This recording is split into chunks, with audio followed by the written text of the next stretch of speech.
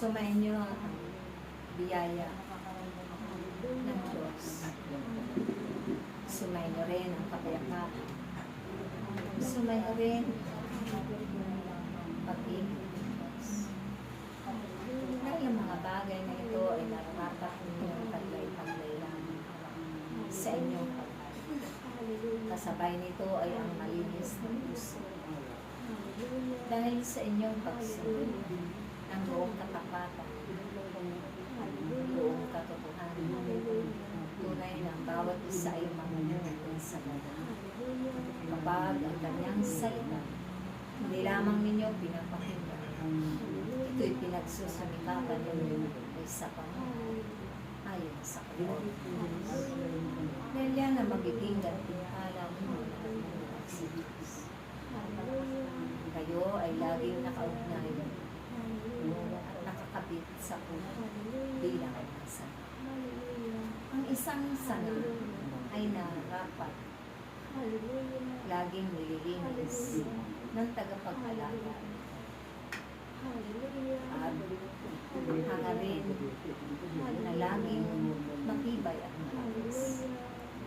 Makikita ang mga pamumulaklak at ang mga pamumulak upang kailanman hindi ito puputulin at maitatapon sa atin. Kaya't kayo na mga sana ay tinalaga ng Diyos na tagapaglingkod sa sanlibutan ay naisin ninyong mamungalangin sa lahat ng oras at pagkakataon upang maging kapakit-pinabang ang inyong mga paglilingkod sa kapwa ninyo sa Diyos.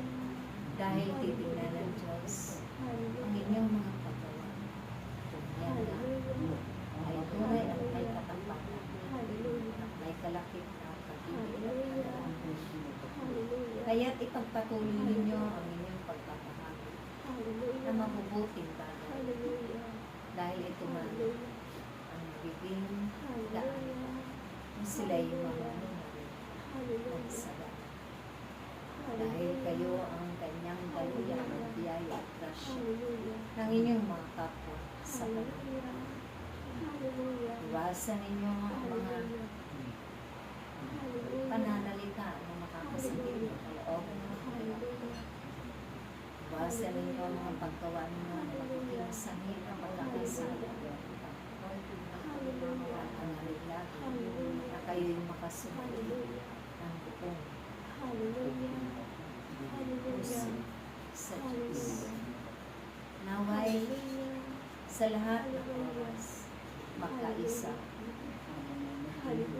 sa hangarin ay isang damdamin ay isang layunin para sa kapwa sa Diyos na makapagpunan. Dahil kailanman hindi niyo ito magagawa kung hindi ako nag-aaral sa inyo. Sa pamamagitan ng mga kapus-puso sa aking katangahan, tunay at tiyak na mapapagaling ninyo yung may mga katangahan. Ilalapit ko ang lahat ng inyong pinapangalan na pupag sa Diyos at kailangan sila na ay matutupong umawit at umulang sa harapan ng Diyos. Maraming salamat ang Panginoon. Yanawa lagi ninyong bibig sa araw-araw. Praise you.